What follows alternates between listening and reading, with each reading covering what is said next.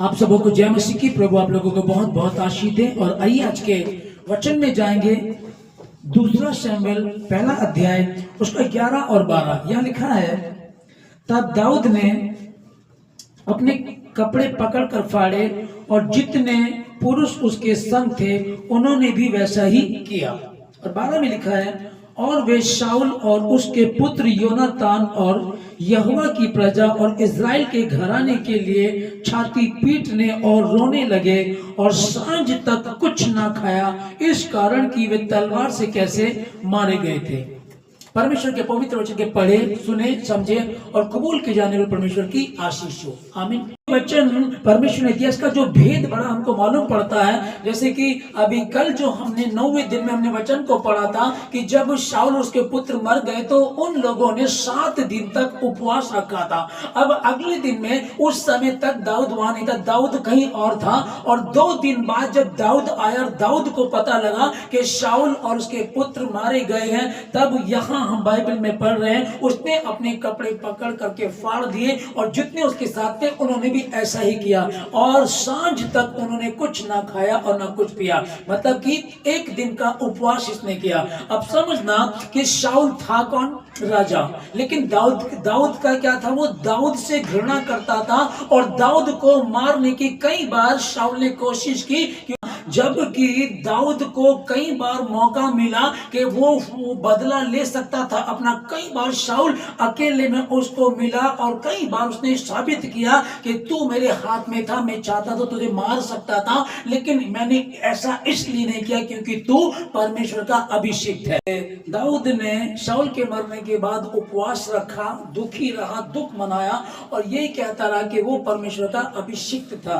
अब आज के दौर में अभी भी मैंने कितने लोगों को, विश्वासियों को पास्टरों के विरोध में बोलते देखा, गाली देते हुए देखा, गलत बोलते हुए देखा। यहाँ तक मैंने सुना है कि उसने तो, पास्टर ने गलत किया, उसके कीड़े पड़ जाए, वो मर जाए, इतनी बातें मैंने कहते सुना है। और जब हम बाइबल को पढ़ रहे तो यहाँ क्या लिखा हुआ बाइबल में? यह लिखा है कि वो बार बार यही कहता रहा दाऊद कि शाऊल परमेश्वर का अभिषिक्त है, परमेश्वर जो करेगा वो उसकी बात है, लेकिन मैं उसे कुछ भी उसके विरोध में नहीं बोलूंगा। इज़राइल का राजा अभिषिक्त मर गया है, इससे बड़ा दुख हुआ, ये उपवास में गया।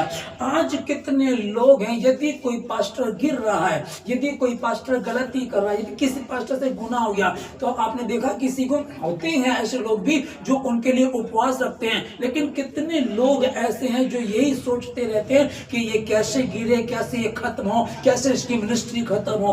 पास्टर बजिंदर के विषय में उसको फंसाने वाली लड़की जो थी वो उसी की कलीसिया की थी, उसको फंसाने वाला जो था वो उसी का पास्टर था। यहाँ देखिए, जो पास्टर बाप की श्रेणी में आता है तो बाप क्या कर रहा है? बेटे के विरोध में बोल रहा है, उसके लिए उपवास रख, प्रार्थना कर, घुटनों पर जा और देख तू उसके जीवन को बदल। उसके जीवन को बदलने के लिए बोल, परमेश्वर ये बच्चा है, इससे गलती हो रही है, जाने में अनजाने में शैतान इसको उलझा रहा है। ऐसे किसी ने प्रार्थना नहीं की, आकर के सोशल मीडिया पे आकर के लोगों को क्या बोल रहे हैं? अरे पास्टर बजिंदर ने ऐसा किया, उसने ऐसा किया, और अगर वो मुझसे माफी मांगेगा, मुझसे प्रार्थना कराएगा। पास्टर बोल रहा, बजिंदर का पास्टर ऐसे बोल रहा है। आप समझिएगा, जिस वचन को हम पढ़ रहे हैं, यहाँ दाऊद को कई बार शाऊल ने मारने की कोशिश की, तो भी दाऊद ने शाऊल के विषय में कभी गलत नहीं सोचा।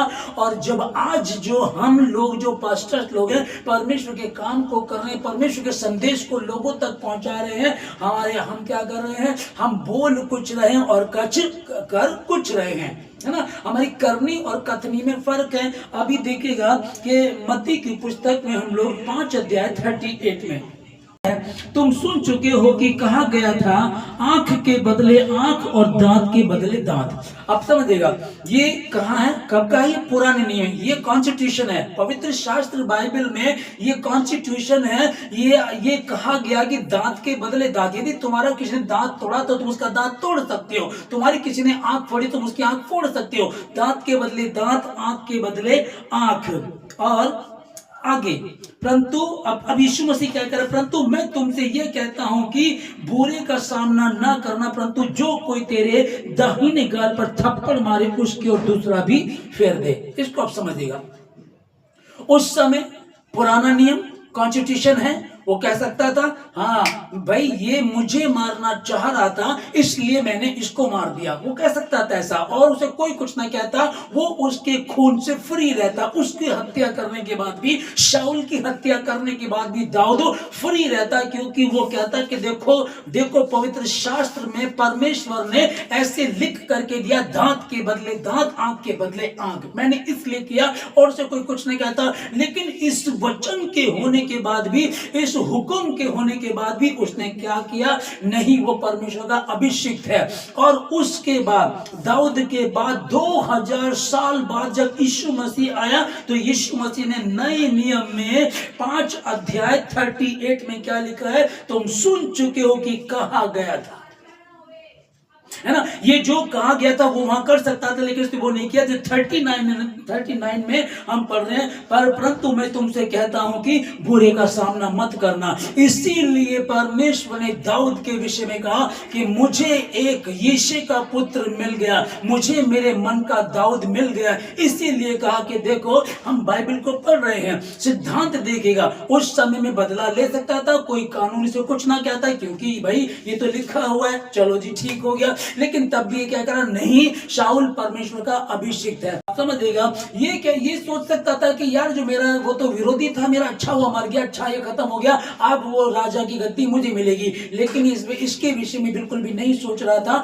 और ना ही इसने उससे पलटकर कभी बदला लिया। और यहाँ यदि इंसान कोई मसीह में, क्रिश्चियनों में, और खासकर सिखाने वालों को, जो पास्टर लोग हैं, वो ही लोग कितने ऐसे जो इस तरह की हरकतें करते हैं। एक पास्टर दूसरे पास्टर के विरोध में है, और अगर कोई गिर रहा तो उसके लिए उपवास नहीं रखना, प्रार्थना नहीं करना। करने वाले करते हैं, वो शोर नहीं करते हैं, लेकिन जो सोशल मीडिया पे आकर के ऐसा बताना चाहते हैं कि वो गलत कर रहा है, वो ऐसा है, वो ऐसा है। और यहाँ लिखा है कि यहाँ दाऊद क्या बोल रहा है, उसको कहता है कि शाऊल परमेश्वर का अभिषिक्त है, मैं उस पर बिल्कुल भी हाथ नहीं उठाऊंगा। यहाँ तक कि जिनके पास 1-1 लाख 2-2 लाख कलीसियाएं हैं, वो लोग भी उसके विषय में गलत बोलते थे और गलत बोल रहे थे। पास्टर भजिंदर जिस समय उसका पता चला, मान लेते गलत है, ओके, इंसाफ करने वाला मैं और आप कौन होते हैं? बाइबल में लिखा है कि दाऊद उस समय भी क्या कह रहा? वो परमेश्वर का अभिषिक्त है। और यहाँ पास्टर भजिंदर के साथ जो दिक्कत आई,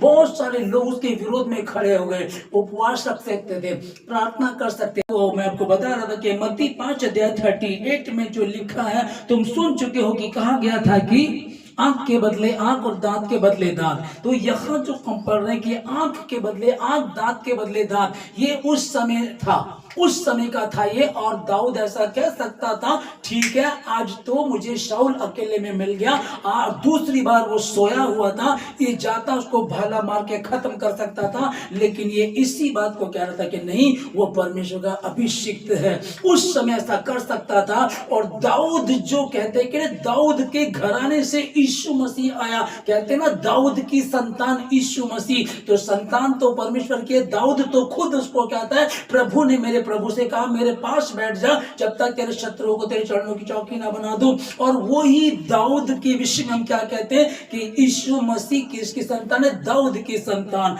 तो कैसे बना? वो भेद की बातें जो यीशु मसीह यहाँ मत्ती 5 अध्याय 39 में कह रहा, परंतु मैं तुमसे कहता हूं कि बुरे का सामना मत करना।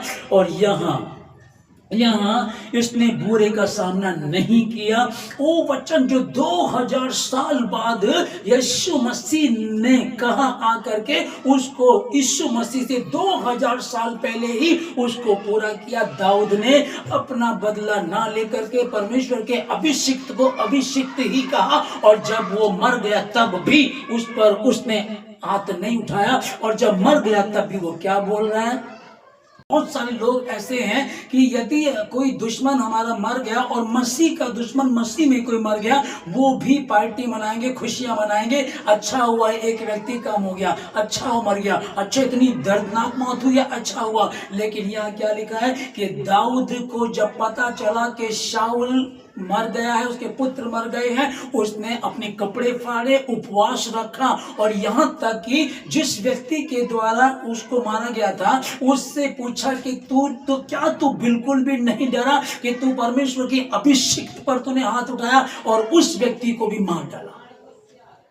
और जबकि यहाँ बात ये है, कहानी देखकर समझिएगा कि जब शाऊल ने अपनी तलवार खड़ी की और उस पर ऐसे गिर करके मर गया तो उसके प्राण अभी बाकी थे। तब उस दूसरे व्यक्ति ने, जो अमालेकी था, उस व्यक्ति ने ये सोचा कि यार मैं क्या करूं, चाहे ये बेचारा तड़प रहा है, इसके प्राण नहीं निकल रहे, तो उसने तलवार निकाल के उसको मार दिया। और यहाँ तक कि उसके जो उसका जो कड़ा था और उसका मुकुट था, उसको लेकर के वो दाऊद के पास जाता है, कहता है कि मैं आया हूं तुझे संदेश देने के लिए कि ऐसा ऐसा हुआ है। फिर दाऊद ने उस समाचार देने वाले जवान से पूछा, तो कहाँ का है? उसने कहा, मैं तो परदेशी का बेटा अर्थात अमालेकी हूं। अब उसको इसने क्या कहा? 14 में लिखा, दाऊद ने उससे कहा, तू यहोवा के अभिषिक्त को नष्ट करने के लिए हाथ बढ़ाने से क्यों नहीं डरा?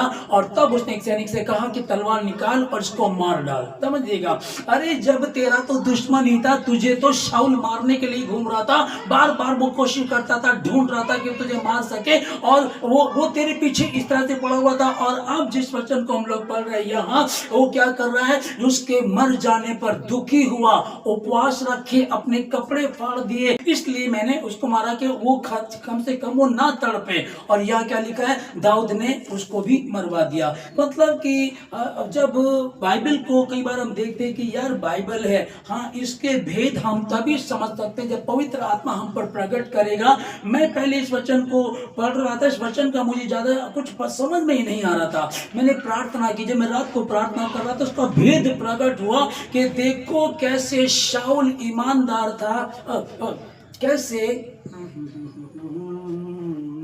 दाऊद ने उसके विषय में कहीं भी गलत नहीं कहा। और ये बात हमको नए नियम में आकर के मिलती है। यीशु मसीह 5 अध्याय में जब संदेश दे रहा, कहता है कि तुम सुन चुके हो। अब समझिएगा कि इतनी बड़ी बात है कि उसके हाथ में था उसको मार देना, दाऊद के हाथ में तक उसको मार सकता था, लेकिन उसने तब भी उसको नहीं मारा। तो आज भी, आज जो इस 10वें दिन के उपवास में परमेश्वर हमसे जो बात कर रहा है कि दाऊद के हाथों में सब कुछ था कि वो शाऊल को पहले मार सकता था, लेकिन उसने नहीं मारा। और जब वो मर गया तो भी उसके लिए उपवास रख रहा है, और उसका संदेश लाने वाली व्यक्ति के लिए क्या किया? उसने उसको भी मरवा दिया कि तेरे हाथ कैसे नहीं कांपे कि तू परमेश्वर के अभिषिक्त पर हाथ उठा रहा था, तूने उस पर तलवार चलाई, उसको भी मरवा दिया। तो आज मेरे और आपके लिए यही है कि हम क्या करें। आज उस समय कॉन्स्टिट्यूशन जो था, उस समय का कानून था, दांत के बदले दांत, आंख के बदले आंख। उस समय भी दाऊद ने साबित किया कि परमेश्वर ने वाकई उसको चुना,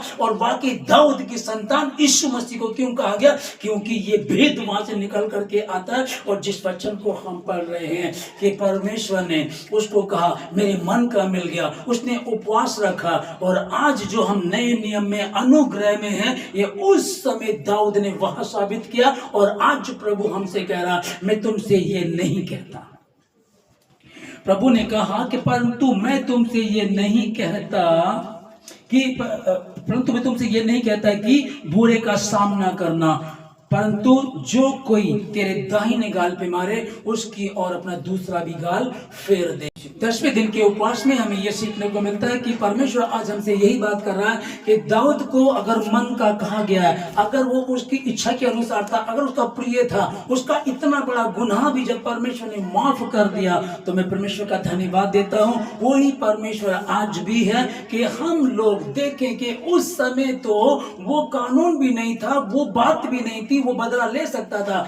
आज जब परमेश्वर ने कहा कि बदला ना लेना, बदला लेना तुम्हारा काम नहीं है, अपना बदला परमेश्वर को लेने दो, उसके हाथ में सौंप दो, परंतु तुम अपने कसूरवारों को, अपने बैरियों को, अपने शत्रुओं को क्षमा करो और उनके लिए प्रार्थना करो। तो हम प्रार्थना करें अपने विरोधियों के लिए, प्रार्थना करें अपने सताने वालों के लिए, अपने पड़ोसियों से अपने समान प्रेम रखें। और जब हम ऐसा करेंगे तो 10वें दिन का ये उपवास सफल होगा यीशु मसीह के नाम में। तुम्हारा शत्रु, तुम्हारा दुश्मन जब मर जाए, कभी उस पर मत हंसना, कभी मत बोलना अच्छा हुआ, क्योंकि बाइबल क्या कह रही है? सुना था तुमने, ऐसा कहा गया था, पर मैं तुमसे कहता हूं बुरे का सामना मत करना। तुम पृथ्वी का नमक हो, तुम परमेश्वर की पत्रियां हो, लोग तुम्हें पढ़ते हैं।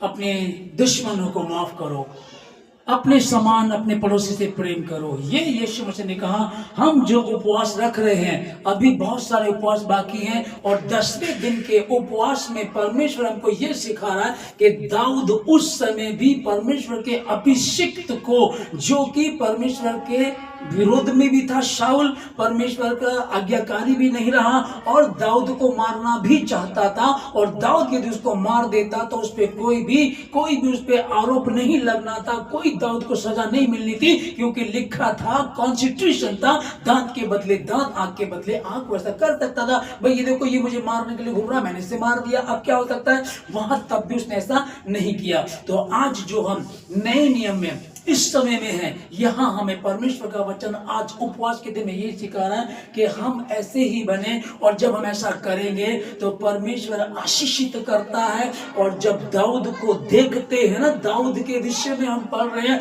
कि यहाँ दाऊद ने ऐसा किया, तो दाऊद की संतान कौन, यीशु मसीह। यीशु मसीह आपको अपना कह सके, ये मेरी बहन है, ये मेरा भाई है, ये मेरी माँ, क्योंकि ये मेरे पिता की बातों को सुनते और उसके अनुसार चलते, इसलिए यही मेरे हैं, वो मेरे नहीं है जो सुनते हैं और चलते नहीं है। इसलिए परमेश्वर आप लोगों को बहुत आशीष दे। प्रार्थना करेंगे। सर्वशक्तिमान परमेश्वर आपका धन्यवाद पिताजी सारी बातों के लिए, 10वें दिन के उपवास के लिए, आज के दिन के लिए खुदावन, जो भेद आपने प्रकट किया उसके लिए धन्यवाद देता हूँ। जितने समय सुन रहे प्रभु जी, आप इन सबों को आशीष दें परमेश्वर, अपनी योजनाओं को उनके जीवन से पूरा करें, हर बुराई से बचाएं, किसी परीक्षा में पढ़ने न दें। आज की इस उपवास में परमेश्वर जो भेद आपने प्रकट किया कि दाऊद ने उस समय भी अपने दुश्मन से बदला नहीं लिया, परंतु परमेश्वर के हाथों में सौंप दिया, और क्योंकि परमेश्वर का अभिषिक्त दास था, तो अभिषिक्त दास होने के लिए जब बना दिया उसको, उसने यही कहा, हाँ वो परमेश्वर का अभिषिक्त दास था, परमेश्वर चाहे जो भी करे पर मैं वो सब नहीं करूंगा। उसने माफ किया, और यहां तक कि उसके मरने के बाद उसके लिए उपवास भी रखा। हम ऐसा कर सकें, हम प्रार्थना करें, परमेश्वर मुझे सामर्थ्य दे, 10वें दिन में, इस उपवास के 10वें दिन में मुझे बुद्धि दे, ज्ञान दे परमेश्वर, मुझे सामर्थ्य दे परमेश्वर, कि मैं भी ऐसा बन सकूं, और इस प्रकार से परमेश्वर तेरे वचन के अनुसार प्रभु मैं भी चल सकूं। मुझे बुद्धि दे, ज्ञान दे परमेश्वर, मुझे सामर्थ्य दे परमेश्वर, मुझे बुराइयों से बचा, किसी परीक्षा में पढ़ने ना दे, मुझे सिद्ध होने के लिए, सिद्ध होने के लिए मुझे बुद्धि ज्ञान दे परमेश्वर, ताकि प्रभु मैं तेरी चलती फिरती पत्री बन सकूं। आज प्रभु जी दाऊद के विषय में जो पढ़ रहे थे, उपवास के विषय में, और जो भेद निकल करके आया खुदावन, हम भी ऐसा कर सके, लोग हमें भी जाने, हमसे भी बातें करें और कहें देखो वो जा रहा मसीह, देखो वो जा रहा परमेश्वर का बेटा, और आज के बाद भी हमेशा ये गवाही बनी रहे। इन दिनों में हम तैयार करें। आज तो 10वां दिन है, अभी तो बहुत सारे दिन बचे हैं उपवास में। प्रतिदिन उपवास में प्रार्थना करें, मांगे परमेश्वर मुझे बुद्धि दे, मुझे समझ दे, मुझे परमेश्वर क्षमा कर दो, शुद्ध कर दे प्रभु। मैं अपने बैरों से बैर ना रखूं, अपने पड़ोसी से अपने समान प्रेम रखूं, अपने शत्रुओं के लिए प्रार्थना करूं, अपने सताने वालों के लिए मैं प्रार्थना करूं, मैं उनके लिए परमेश्वर कहूं खुदावन इनको क्षमा कर दे, मैं क्षमा कर सकूं उनको। प्रभु सहायता कीजिएगा। धन्यवाद देते सारी बातों के लिए। जितने इस समय सुन रहे हैं, भवन में हैं, जितने भवन के आसपास सुनते हैं, जितने ऑनलाइन सुन रहे हैं, परमेश्वर आप सबको आशीष दे, हर बुराई से बचाए, किसी परीक्षा में पढ़ने ना दे। उपवास का 10वां दिन आप लोगों को बहुत मुबारक हो, और आगे जो उपवास बचे उन सबों में प्रतिदिन आप सीखते रहिएगा, और प्रतिदिन का जो मन्ना परमेश्वर दे रहा है उसको लेते रहिएगा, और परमेश्वर की महिमा होगी। धन्यवाद देते सारी बातों के लिए, वाद के साथ प्रार्थना यीशु मसीह के नाम से मांगते हैं।